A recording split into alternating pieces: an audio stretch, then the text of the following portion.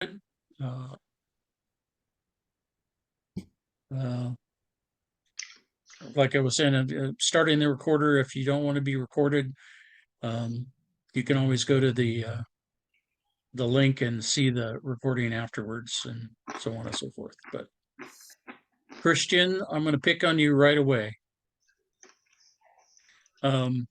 First of all, Kenneth up in my left corner. Kenneth is new, but he was from the old Northwest Mesh group 6 years ago or so, when Tom Saunders was still in that old group and Kurt Black and those folks. But Christian is leading the charge on the north end, and I wasn't able to make the meeting that you had with each side.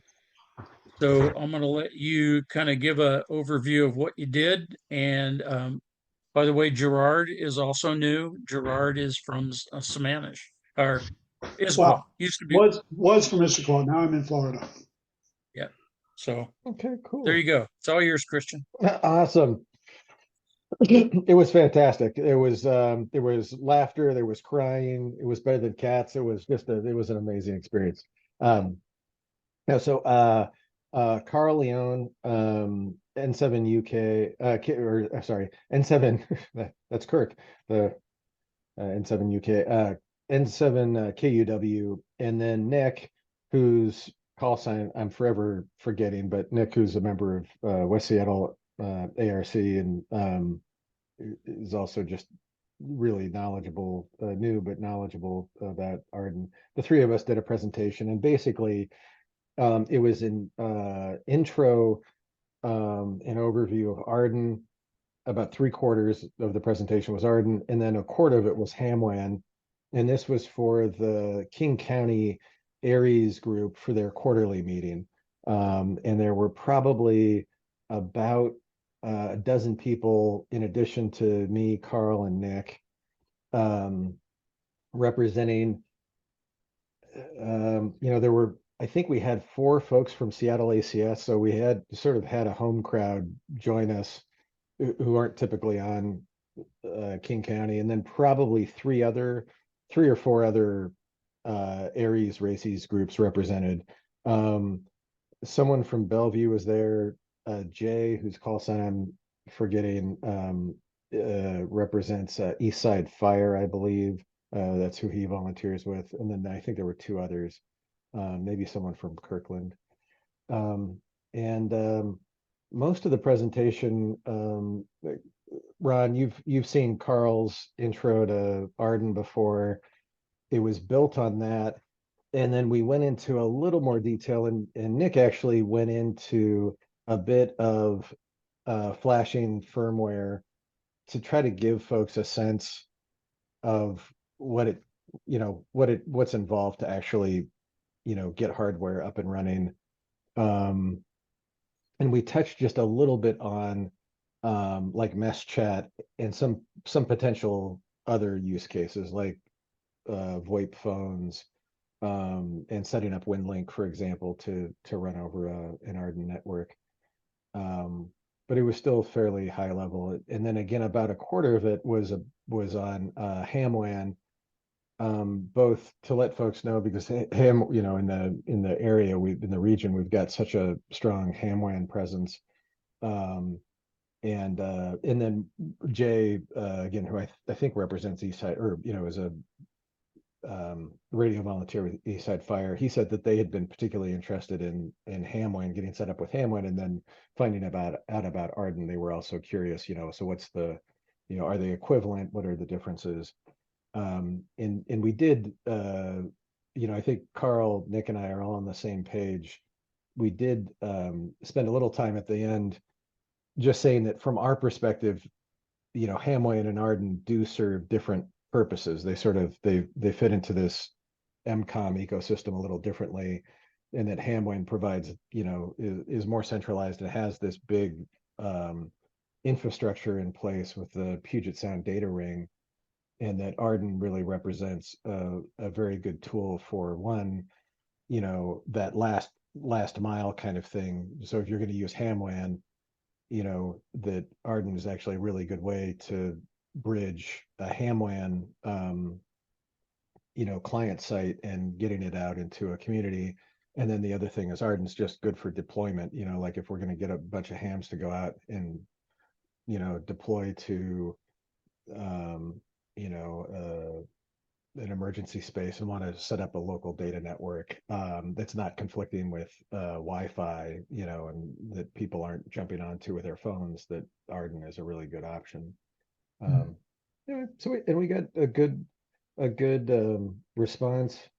Folks were interested. We haven't had follow-up after that, except for sharing the slides.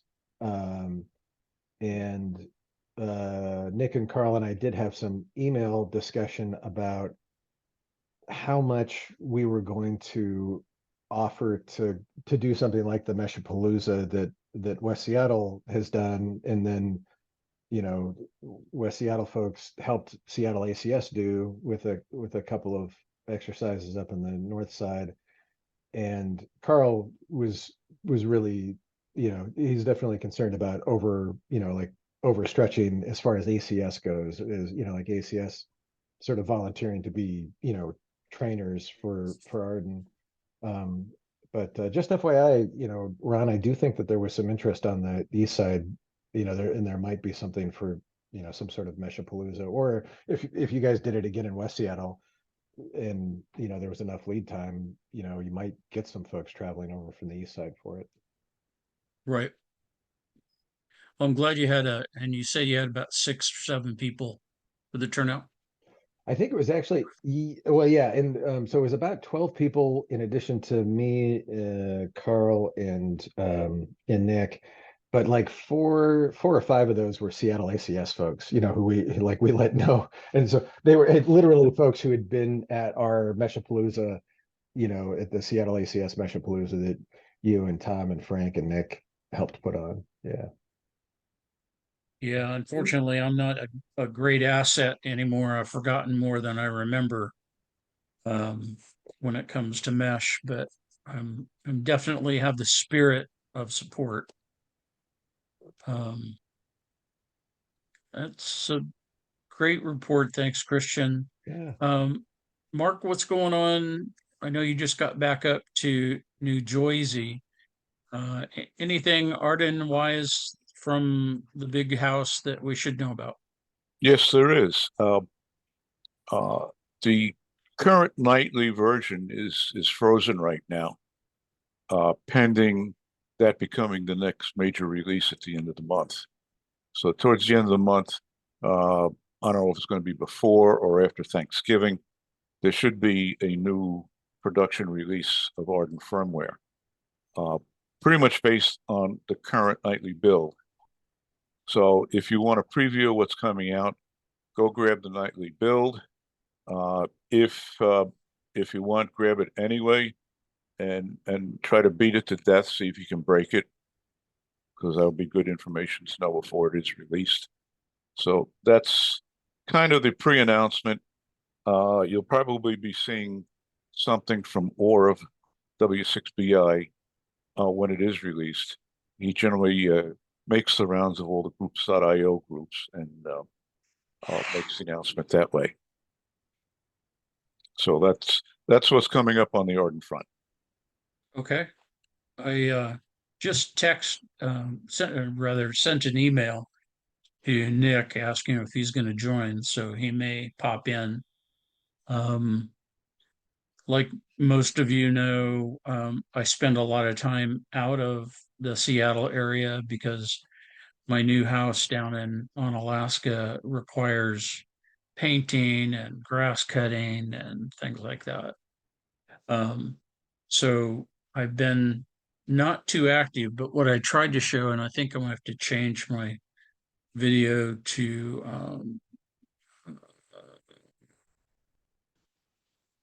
I don't know if that'll work. But this is the little TP link that I've got down here in my office that points upstairs to my wonderful omnidirectional rocket M2. Let's see if it So even down here pointing away from my antenna, I still have a connection, which is amazing. Probably because I'm so close. But upstairs, I have the omnidirectional, I have ham WAN, and I think I have connected the dots together correctly to connect ham WAN into the mesh here at the house. It's just a matter of what hole you plug into the router to whether or not it actually works. So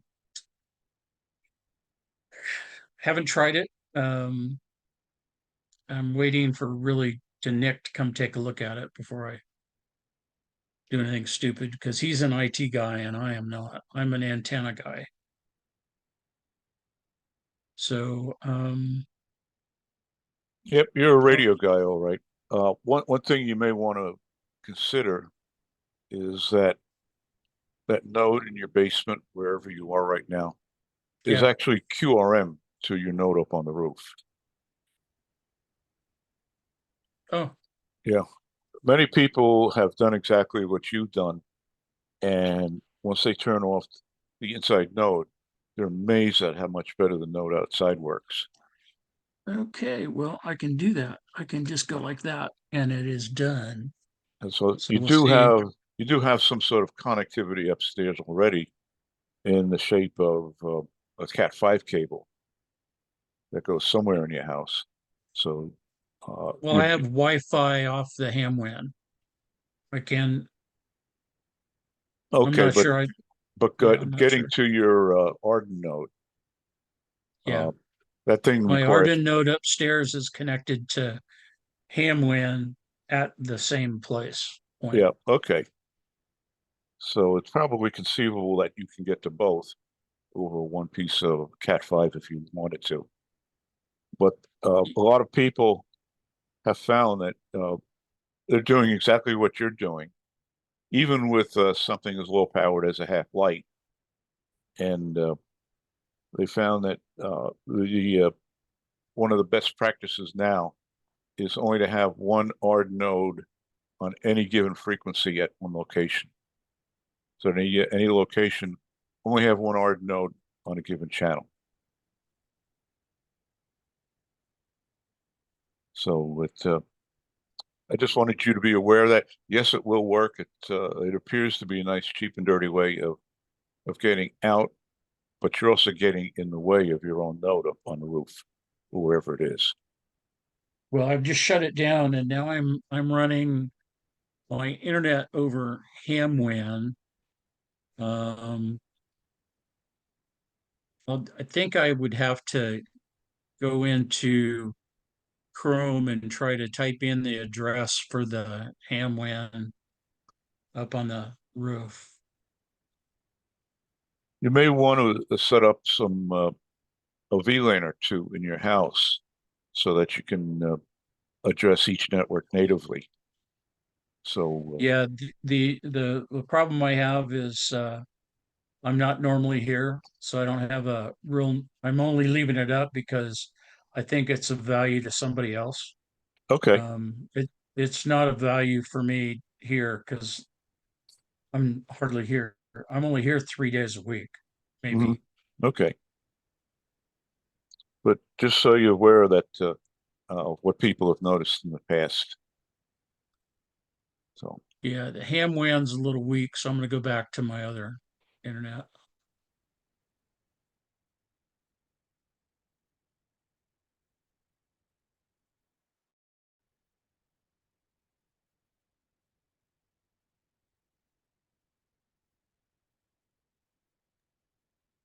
Incidentally, I can't remember if it was last month, Mark, you'd mentioned that, like that we couldn't have multiple you know, uh nodes on the same frequency next to each other without, interfering with each other.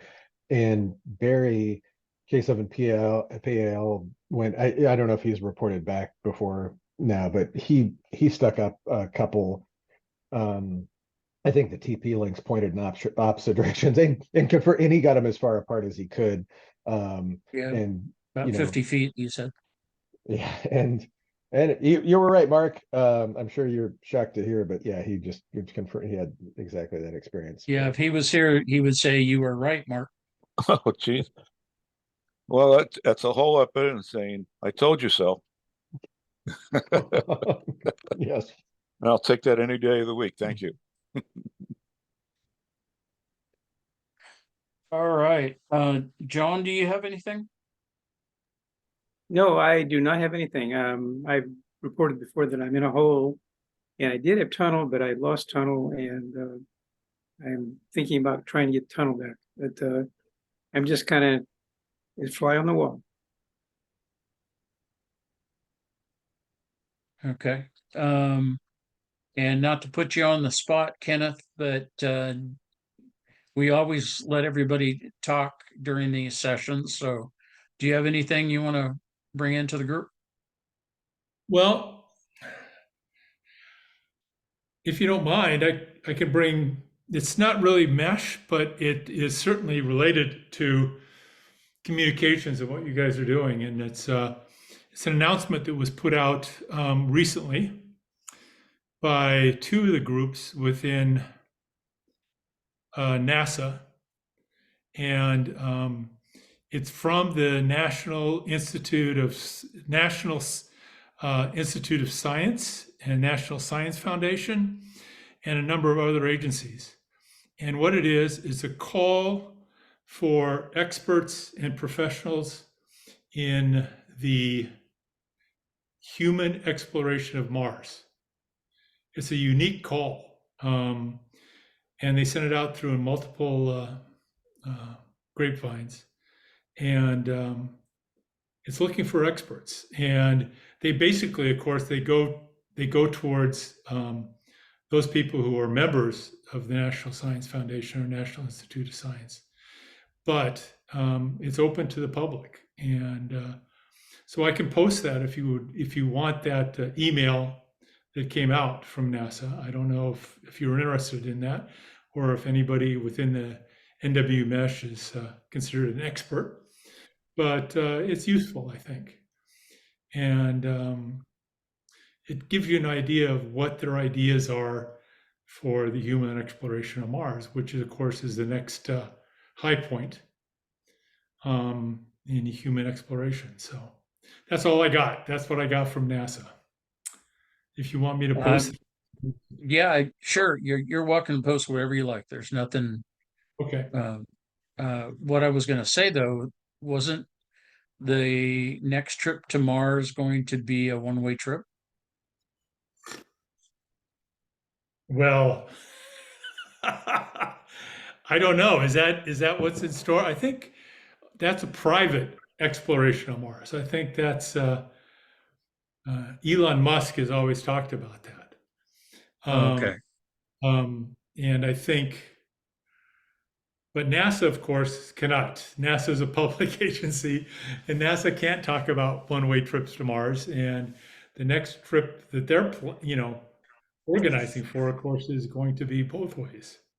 Okay. A lot of that's the whole idea of the gateway circling the moon. So the moon will have its own space station called the Gateway. The Gateway will be the gateway to Mars. It's going to basically take Artemis astronauts who are going to live on the moon and send them to Mars. Basically, that's what it's there for.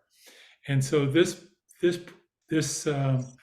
letter of intent to the American public, I think, is part of that.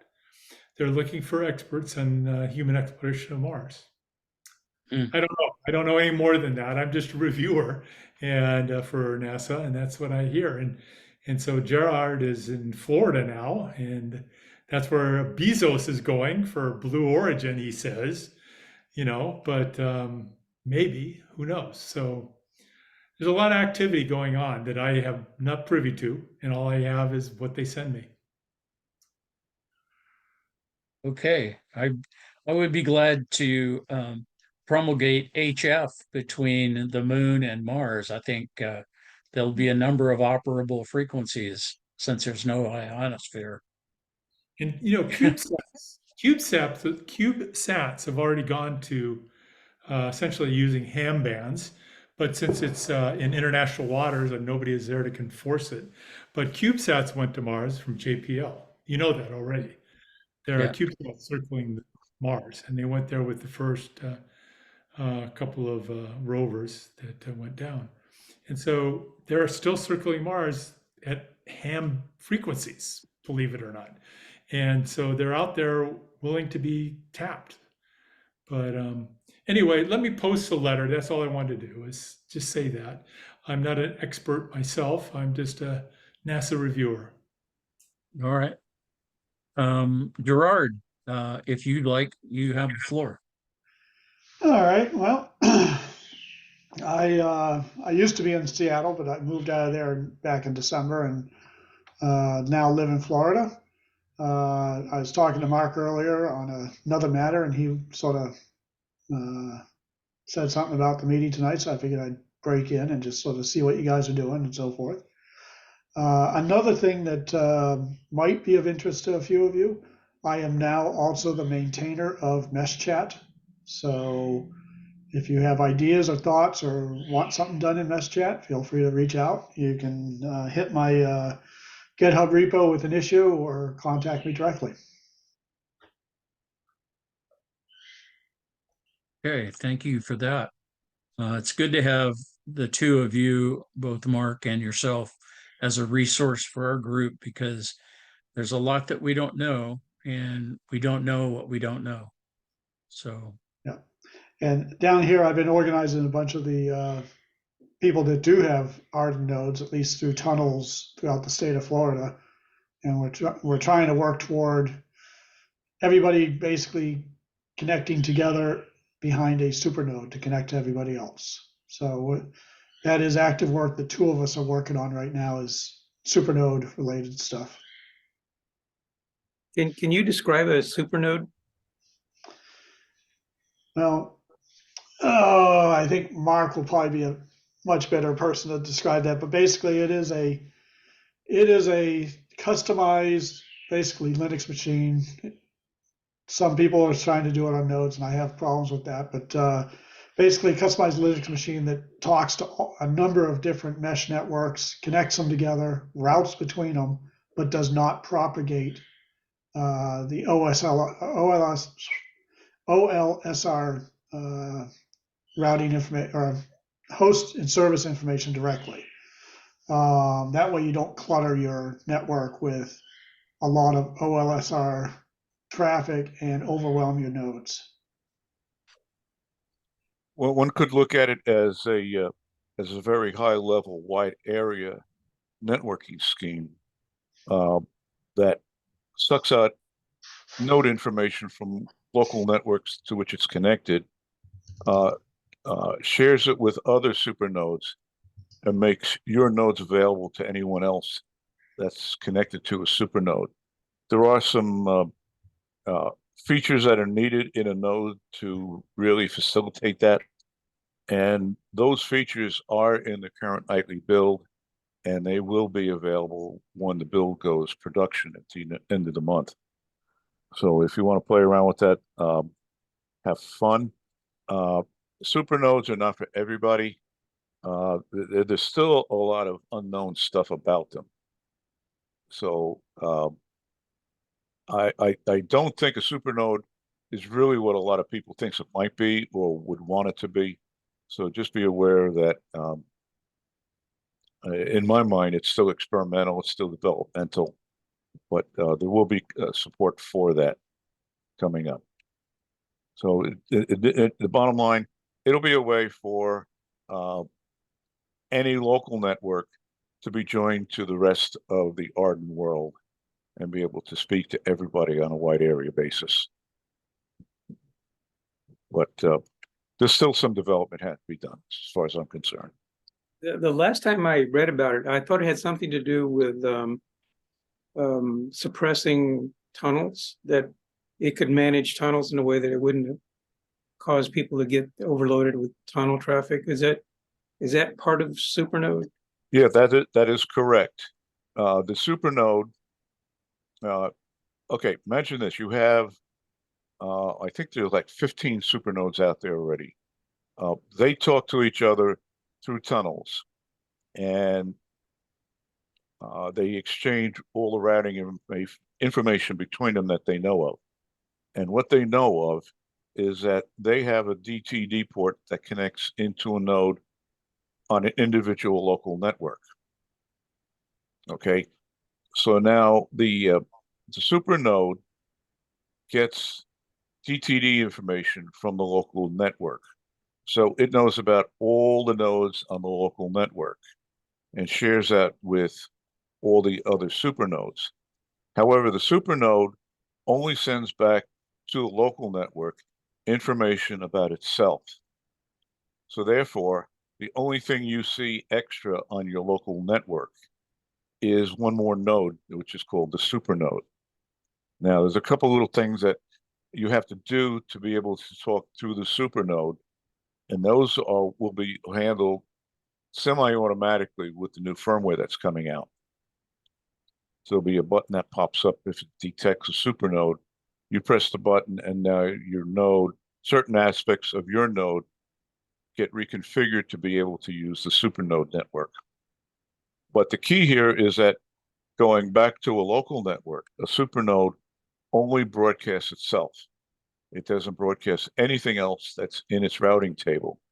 Now, on the supernode network right now, there's roughly 2,000 nodes and about 5,000 services, URLs, address reservations, and things like that.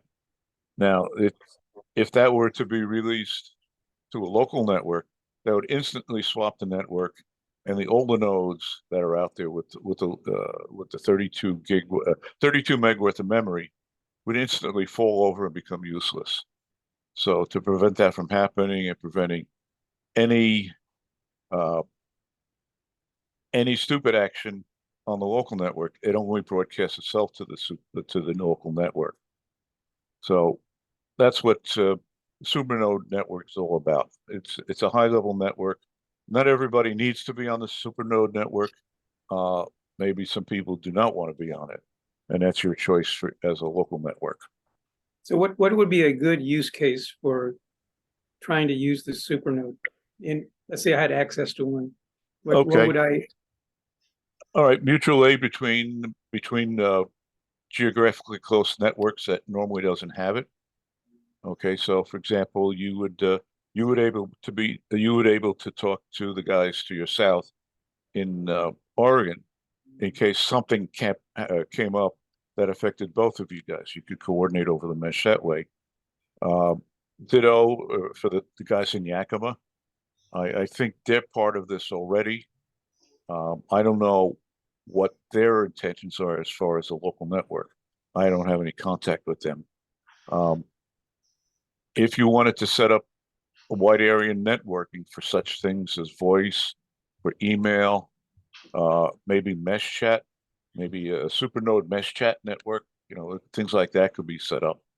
So the key here is wide area, something outside of that's just not in your own area, but something wide area, perhaps even worldwide, as things grow. Does that answer your question? Partly. So if I wanted to communicate with someone in Oregon, I would have to know what piece of information would I need to know in order to communicate with a specific person in Oregon from Washington. What's the connection? What gets us connected? Okay. The way this would work, the Oregon folks have a pretty decent statewide network, or at least throughout the Willamette Valley. They have nothing east of there because there's very little people out there, and currently there's no interest. So understand you'd be talking to the valley. They have a supernode already. So now for you to talk to them, you would have to bring up a supernode in your area that would serve your local mesh network for Seattle and wherever you deem your local coverage to be. Then your supernode would have to talk to their supernode house somewhere, either a direct connection or via another supernode that's out there that has common connectivity to both of you. And from that, you would go to your local supernode, and there you will see all the nodes on their network. And likewise, they would go to their supernode and they would see all the nodes on your network. So if you wanted to set up something jointly, you'd have to agree on what nodes you would want to go to on each end, what you're going to do with them, and things like that. But this would establish the underlying connectivity between you guys. Okay. So what is the actual identifier that says, I want to, let's say I've negotiated with a partner in Oregon, and I say, now we want to communicate. What does the supernode need to know from me to connect to someone in Oregon? What piece of information would tell them to connect, make the connection? All right, the connection between supernodes is there all the time. It's going to come down to you to understand where in Oregon you want to connect to where you want to connect, and also what kind of service you want to offer over that, and then work out the details with your partner at the other end. There's some minor issues that appear to be taken care of in the new node software that's coming out, as far as getting your packets to the supernode network and then having them drop off at the other end. So that's in the process of being worked. But for you to speak to exchange some sort of service at the other end, you would have to get a hold of whoever would be doing that at the other end and work out the details, node names, what the service is, what you want to do with that service, and things like that. Okay. Okay, that would be no different than if you actually put a tunnel between your two networks. Okay. That helps. Thank you. Okay. Let me also give you a little practical example that just happened to us down here within the past couple of weeks. So I connect to a hand that's over in Titusville, basically just outside of Kennedy Space Center, more or less in that area. He connects up to Tennessee, to Tennessee's South Mesh mesh network. So for months now, I've been seeing all of Tennessee and actually some of Alaska and a few other sites here and there that have tunnels back into Tennessee. Another hand that's up in the Panhandle, up in Pensacola, ended up getting connected up. And I forget who he was connecting to, but into the network, and he was seeing stuff, and we could see him. He might have actually had a connection up into Tennessee too, but I'm not certain. He, not fully knowing what's going on, and let one of his friends out in California work on his node, and they brought up a tunnel from California into him, which then connected California, Southern California, to Tennessee. And then all of a sudden, everybody's seen all the nodes from both sides, and I think it's the guys up in Tennessee, they tend not to like to see a whole lot of nodes because they start seeing performance problems because of the number of nodes. And so as a result, I think the guys up in Tennessee started terminating tunnels down to us. So I was disconnected from pretty much everything and everybody for a week and a half or so because of all this going on. Supernode, and this is where in Florida what we're looking to do is put Supernode between us and all the other mesh networks, and anybody in Florida will end up connecting either directly or indirectly to the Supernode through other. So we'll probably have a couple tiers of sites. So there'll be the Supernode, there'll be the first tier, which will be the major hubs around that connect to the Supernode, and then local hams connect to that second tier of nodes, and maybe let people connect to them, other people within Florida, but basically isolate Florida and don't have anybody have, at least on the network, on the mesh network, a connection on that mesh network to anywhere else around that supernode anywhere else in the world, just to prevent any of the routing loops and causing too much information to flow. That makes good sense. Go on, John. I was going to say that this is starting to make sense to me because the benefit of AREDN Mesh is to connect with everyone you want to connect with, but the traditional tunneling method was just too burdensome to make that happen. So yeah, I can really appreciate it.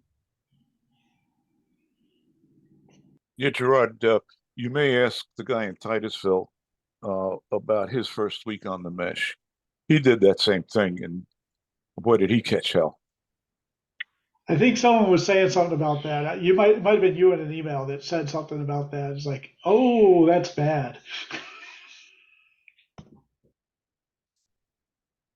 All right. Well, thanks, Gerard. I'm going to use your name in vain in the morning at breakfast, and hopefully Nick will be there. Normally I pick him up, but I'm not driving tomorrow. I'm taking the bus, so I'll see him at breakfast and brief him to go look at the link that John will send out. I hate to keep everybody's time. If Tom would be here, either Tom or Frank could or would give a briefing on the status between the beacon and the Providence Mount St. Vincent 60 gigahertz link. It's in, but it needs some refining, and I don't know if they've even started on readjusting those dishes for that. But that's to bring ham WAN to Providence Mount St. Vincent over the 60 gigahertz mesh. So we'll see how that worked out. I don't have anything else, and I don't want to keep anybody any longer than they have to be. One last call for anyone that has anything. Yeah, I'll make one brief announcement. Okay. On previous calls, I've been talking about something called PyWix RICS, which is a way to listen to the National Weather Service on their NOAA weather radio channels and be able to see the alerts that come out through some sort of text messaging or something. A group has been set up on groups.io for people who are interested in this and to discuss the software, hardware issues that may crop up. And it's called PyWix RICS, PIWXRX. That's the name of the group on groups.io. Martin VE6, the author of PyWix RICS, set it up. It's a very small group right now, but there are a couple people having troubles, and other members of the group are trying to walk them through it and fix it up for them. So if anybody's interested in that, it's there. With this new people coming on board, they may want to have some of their local transmitters up there get on board with this project, so you can mention it to them as well. And that's it for PyWix RICS. Okay, anybody else? Okay, thank you very much. And a big thank you to John for sending out the emails to remind us of the meeting and give us the link. Did you have something, Kenneth? You're muted.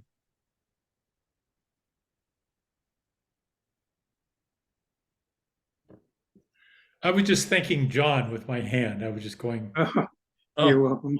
all right, thank you. so we'll do this again next month. What is this? The second Thursday of the month next month. It will be the same Zoom link. So if you have the link, don't lose it. But if you get on John's email through Mesh.io, then you'll get the link again. Appreciate y'all for taking the time to be here. Thanks again, Christian, for doing that brief out on your outreach that you did. I really appreciate it. And again, Mark, as an ambassador, you do a fine job. All right, folks, I'll go ahead and stop the recording. If you want to hang around,